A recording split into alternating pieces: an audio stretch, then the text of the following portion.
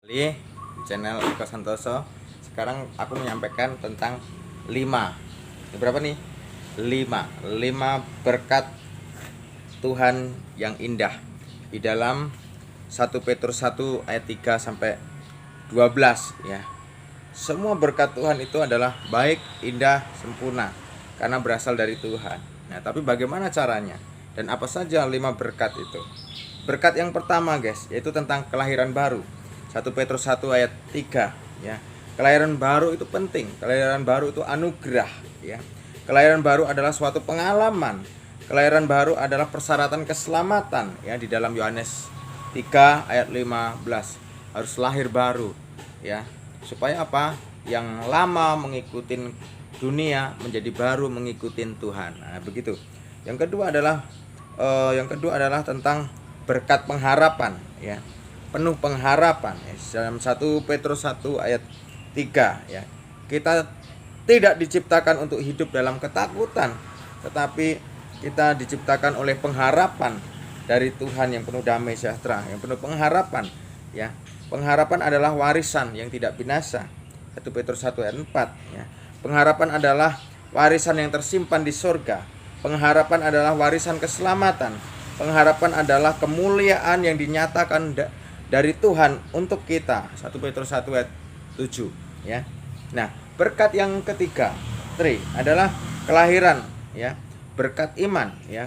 Ketiga adalah iman yang melahirkan kekuatan Allah. 1 Petrus 1 ayat 5 ya. Iman membuat seseorang bertahan dalam kesulitan ya. Iman membuat seseorang bergembira ya. 1 Petrus 1 ayat 6. Iman membuat seseorang mampu melihat Allah untuk mengasihinya. 1 Petrus 1 ayat 8 ya. Yang keberapa sekarang, guys? Yang keempat ya. 1 2 3 4 ya.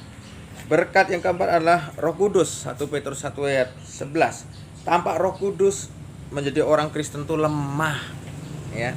Zakaria 4 ayat 6. Roh Kudus membantu kita mengenal Yesus lebih dalam apa yang Tuhan kasih ya, di dalam Yohanes 16 ayat berapa?